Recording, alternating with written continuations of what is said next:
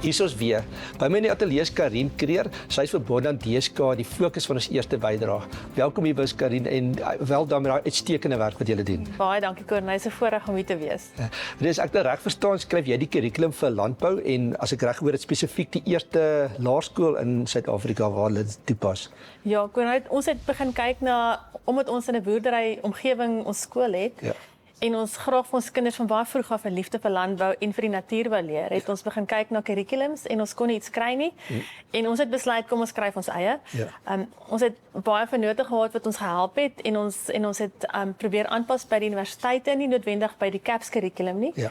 En ons het ons hooftaak is ons het besef God het ons hierdie taak gegee om te heers oor die aarde. Ja. So en om te heers beteken jy moet dit oppas en jy moet goed daarna kyk en ons wat die kinders 'n vroeë liefde leer, maar ook leer hoe om te heers. Ons het probeer om moeilike konsepte makliker te maak. So ons praat oor voedselsekerheid, maar ons praat ook oor aardverwarming. En nou wil ons kinders hoop gee en leer daar is 'n oplossing. So ons probeer hulle leer om hernubaar te boer. 'n Kind wat hierdie boek leer kan vir homself kos maak.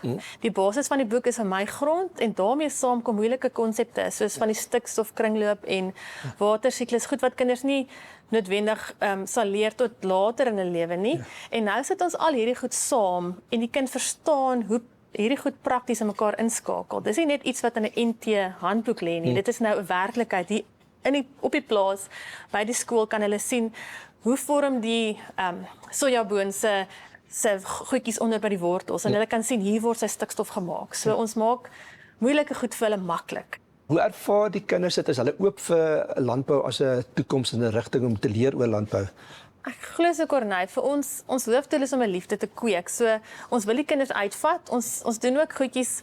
Hulle speel baie in die grond, hulle vat aan die grond. Kinders moet voel en ruik en proe. Ja, ek onthou as kind die reuk van grond en sodra dit reën, daai reuk wat die grond dan het. Vars, ja. So vars reuk en nou weet ek dit is die bakterieë in die grond wat vrygestel word. So kinders kan van jongs af nou hierdie goedjies ervaar. Ons vat hulle regtig na die landerye toe en ons sê vir hulle gaan haal grond op 'n party plekke uit, voel dit, vryf dit, ruik dit.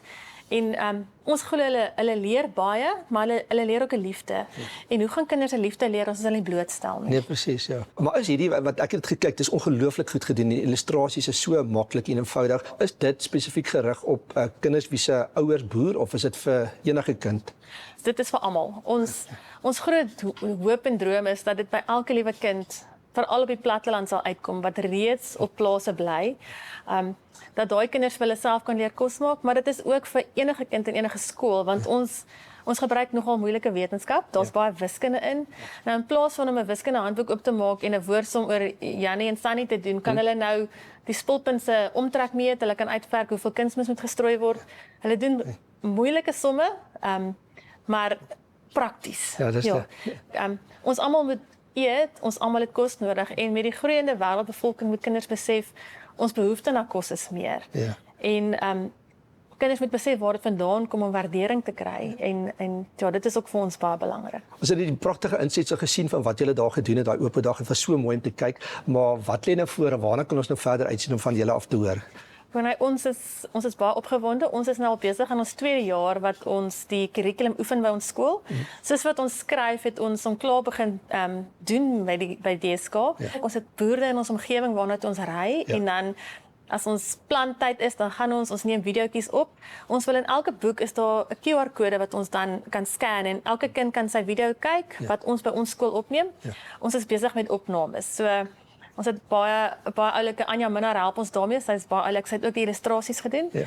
So ons sien uit om al ons video's self te maak en nie net YouTube kanaal te gebruik nie. Yes, ja. Ek weet daai video's gaan baie waardevol is, maar sy heng so groot werk om dit te redigeer. So ek sien uit daarna. Maar sê net gou-gou, het jy gehoor van die kompetisie wat ons doen van nisboere waar ons vra vir idees en dan die wenner gaan 'n pakkie kry. So dink jy daar's van jou leerders wat miskien wil inskryf en miskien die groot mense gaan uitstof? Verseker, ons leer kinders om te dink. So ons glo daar gaan baie van hulle wees wat gaan inskryf, Corneille. Ja, maar moeder, ek klag oor die eie seetjies interpreteer, maar ek sal die bakkie vat as hy hom wen, moenie worry nie. Nee. Nee, ek mag nie deelneem Jy nie. mag nie deelneem nie. Sy mamma sal. Okay. Jammer altyd is mense lekker gesels mense tyd hardloop uit, maar baie dankie dat jy vir Dagbus was en ek hoop regtig my wens is dat daai saadjie wat jy gesaai het gaan vlam vat en laat al die laerskole ons laat met 'n tyd soortgelyke inisiatief aan die dag gaan lê. Baie dankie Corneille, dit was regtig lekker om hier te wees. Sien. Aan die kykers, mooi loop en onthou asseblief om ons land se nisboere te ondersteun.